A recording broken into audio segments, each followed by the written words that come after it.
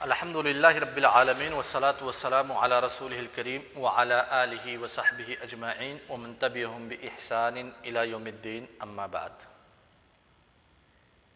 اصول فقہ کے درس میں اس سے پہلے شباب عموم اور خصوص کی بحث چل رہی تھی۔ شیخ حسن جمیل صاحب عام اور خاص کہیں پہ پڑھے ہیں؟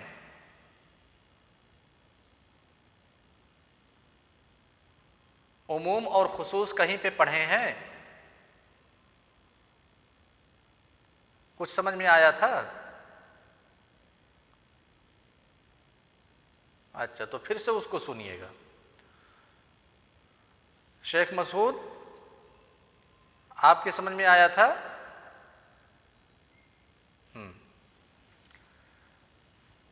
عام کا مطلب یہ ہے کہ کوئی ایک لفظ آئے، اس لفظ کا جو معنی ہو اس معنی میں تمام لوگ شامل ہوں۔ شیخ حسن جمیل سنیے گا غور سے۔ جیسے میں یہ کہوں، آپ کس گاؤں کے ہیں؟ میں یہ کہوں کرن جوت کے سارے لڑکے پڑھ رہے ہیں، تو یہ عام ہو گیا، سارے لڑکے پڑھ رہے ہیں، ٹھیک ہے؟ پھر اس کے بعد میں کہوں آپ کے گاؤں کے کسی لڑکے کا نام بتلائیے جو نہیں پڑھتا ہو۔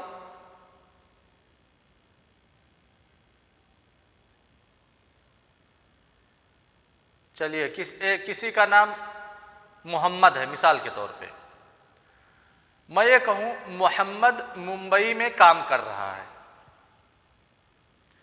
تو یہ جو دوسرا جملہ ہے میرا، محمد ممبئی میں کام کر رہا ہے، محمد بھی کرن جوت کے سارے لڑکوں میں سے ایک لڑکا ہے، کرن جوت ہی کا لڑکا ہے۔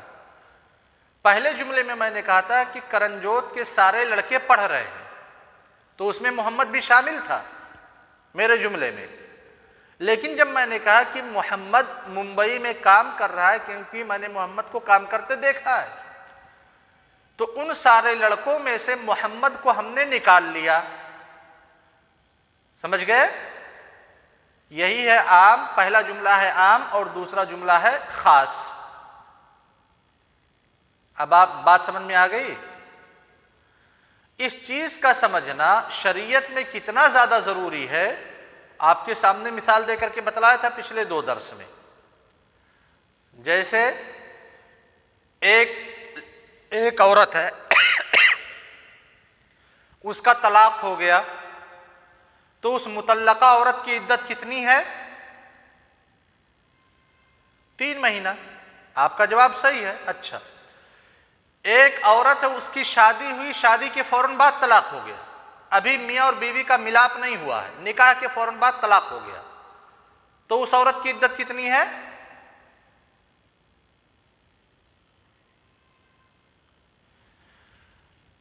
یہ عورت بھی جس کا شادی کے فوراً بعد طلاق ہوا ہے، یہ عورت بھی تو مطلقہ ہے، تو اس کا بھی حکم ہونا چاہیے کہ 3 مہینہ ہے۔ اب جب آپ عام اور خاص نہیں جانیں گے تو اس کے بارے میں بھی فتویٰ دیں گے کہ اس عورت کی عدت کتنی ہے؟ 3 مہینہ ہے۔ کیوں؟ کیونکہ اللہ تعالیٰ کہتے ہیں وَالْمُطَلَّقَاتُ يَتَرَبَّصْنَ بِأَنفُسِهِنَّ 3 قُرُوء۔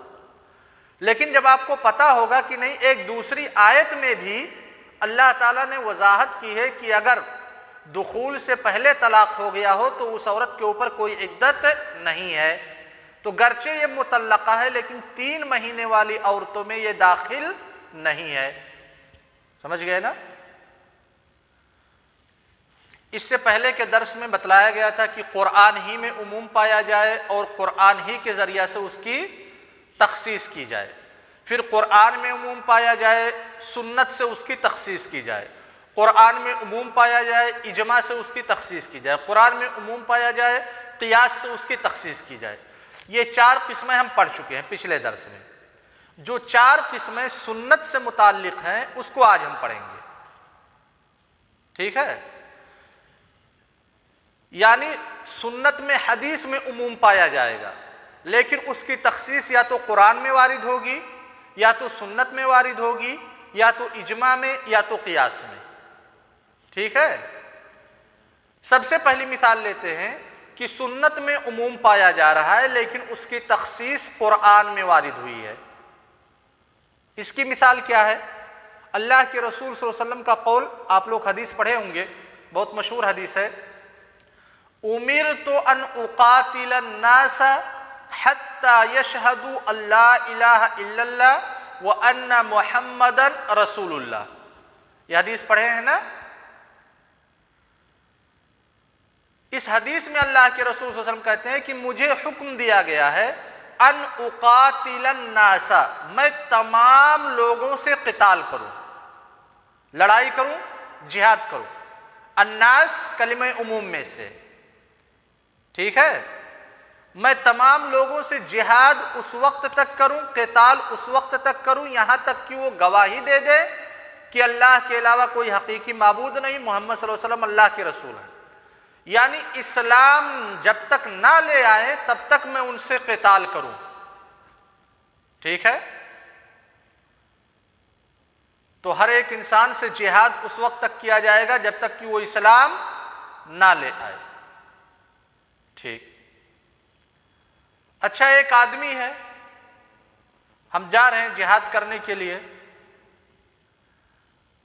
اس قوم والے نے، گاؤں والوں نے کہا کہ ٹھیک ہے بھائی، ہم ایسا ہے جزیہ آپ کو ادا کریں گے، ٹیکس آپ کو ادا کریں گے، ہم اسلام نہیں قبول کریں گے، آپ کے خلاف لڑائی بھی نہیں کریں گے، ایسا ہے آپ ہم سے ٹیکس لے لیا کیجئے سالانہ اور ہمیں اپنے مذہب پہ رہنے دیجئے۔ تو اس حدیث کی روشنی میں جو حدیث پڑھی گئی آپ کے سامنے، کیا جزیہ لینا درست ہے ان لوگوں سے؟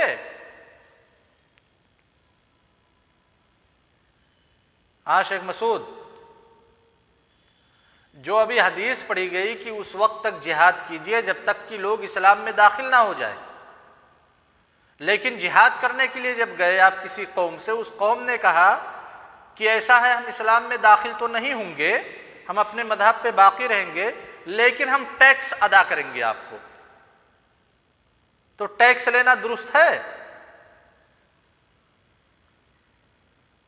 اس حدیث کی روشنی میں درست نہیں، ٹھیک ہے؟ کیونکہ حدیث میں یہ ہے کہ یا تو اسلام یا تو جہاد، دو چیزیں، یا تو مسلمان ہو جائے یا تو جہاد کرو۔ اچھا، اس عموم کی تخصیص ہوئی ہے قرآن کریم کے ذریعہ سے۔ قرآن کریم میں اللہ تبارک و تعالیٰ ارشاد فرماتے ہیں، قاتل الذین لا یؤمنون باللہ، جو لوگ ایمان نہیں لاتے ہیں ان سے قتال کیجئے۔ یہی تو حکم آیت میں بھی ہے نا، امرت ان اقاتل الناس حتی یشہدوا ان لا الہ الا اللہ۔ دونوں کا حکم برابر ہے کہ جب تک ایمان نہیں لاتے ہیں تب تک ان سے قتال کریں۔ لیکن آگے اللہ تبارک و تعالیٰ ارشاد فرماتے ہیں، لا یؤمنون باللہ ولا بالیوم الآخر ولا یحرمون ما حرم اللہ ورسولہ ولا یدینون دین الحق من الذین اوتوا الکتاب حتی یؤتوا الجزیۃ عن ید وہم صاغرون۔ دو چیزیں اس میں تخصیص کی ہیں۔ اللہ کے رسول صلی اللہ علیہ وسلم نے ارشاد فرمایا، امرت ان اقاتل الناس، میں تمام لوگوں سے قتال کروں گا، تمام لوگوں سے، چاہے وہ کفار ہوں، چاہے وہ اہل کتاب ہوں، ٹھیک ہے، چاہے یہودی ہوں، چاہے نصرانی ہوں، چاہے مجوسی ہوں، چاہے ہندو ہوں، چاہے بدھسٹ ہوں، چاہے جین مت کے لوگ ہوں، تمام لوگوں سے میں اس وقت تک قتال کروں گا جب تک کہ یہ لوگ ایمان نہ لے آئے۔ اللہ تعالیٰ نے جب قرآن میں کہا تو الناس جو کلمہ عموم ہے اس میں سے اہل کتاب کو باہر نکال دیا، کہا اہل کتاب اگر جزیہ ادا کرتے ہیں تو ان کے جزیہ کو آپ لے لیجئے اور آپ ان سے قتال نہیں کر سکتے۔ یعنی یہود و نصارہ کو الناس کے عموم میں سے اللہ تعالیٰ نے باہر نکال دیا۔ سمجھ گئے نا شباب؟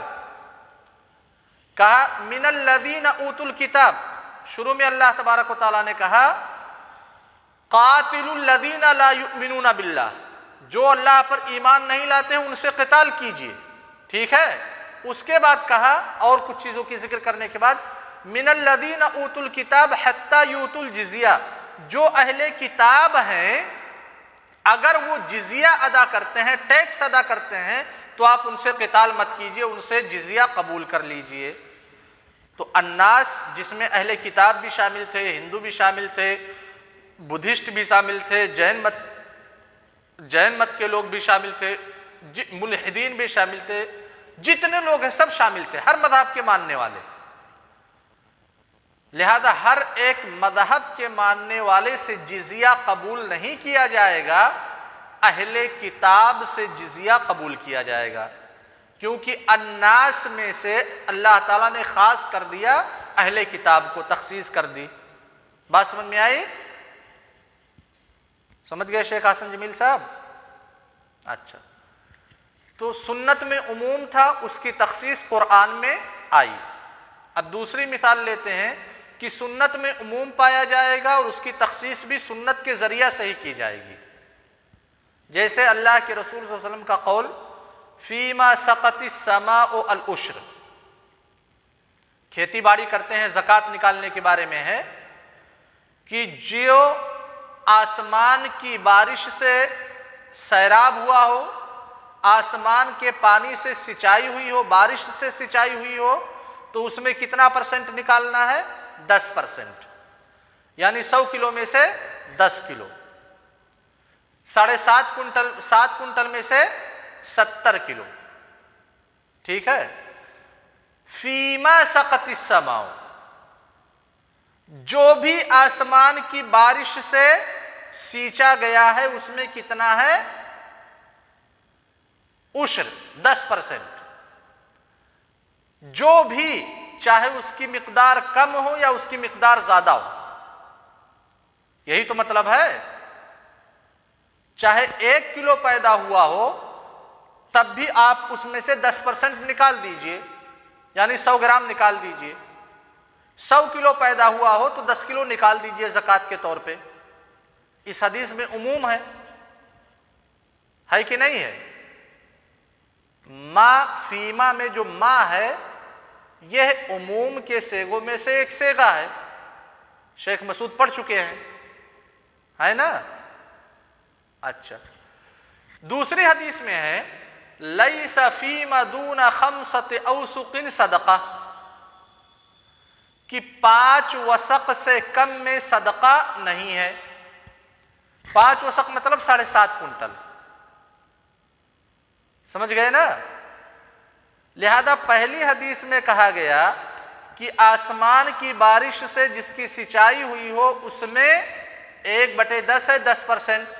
دوسری حدیث میں کہا گیا کہ نہیں بھائی ایسا معاملہ نہیں ہے، اگر 7.5 کنٹل سے وہ غلہ نیچے ہے تو اس میں زکوٰۃ نہیں ہے، 7.5 کنٹل یا 7.5 کنٹل کے اوپر ہوگا اور آسمانی بارش سے اس کی سینچائی کی گئی ہوگی تب اس میں 10% نکالنا ہوگا۔ سمجھ گئے نا؟ بات سمجھ میں آئی شباب؟ تو فیما سقط السماء العشر یہ عموم کی مثال ہے یا تخصیص کی مثال ہے؟ عموم کی مثال ہے۔ تخصیص اس کی کس سے وارد ہے؟ لیس فیما دون 5 اوسق صدقہ، اس میں تخصیص ہے، ٹھیک؟ اب آتے ہیں تیسرے نقطے کی طرف۔ علامہ عثیمین رحمہ اللہ کہتے ہیں وَلَمْ أَجِدْ مِثَالًا لِتَخْصِيصِ السُّنَّةِ بِالْإِجْمَاعِ، کہ سنت میں عموم پایا جائے، اجماع میں اس کی تخصیص وارد ہو، اس کی کوئی مثال مجھے نہیں ملی، لہذا کوئی مسئلہ ہی نہیں۔ پھر کہا وَمِثَالُ تَخْصِيصِ السُّنَّةِ بِالْقِيَاسِ، سنت میں عموم پایا جائے گا، قیاس کے ذریعہ سے اس کی تخصیص کی جائے گی۔ کہتے ہیں اللہ کے رسول صلی اللہ علیہ وسلم کا قول، یار ٹائم ہو گیا کیا؟ 2 گھنٹے کا، ہاں 10 بج گئے، 15 منٹ زیادہ ہو گئے شباب، چلیے کل انشاءاللہ۔ السلام علیکم۔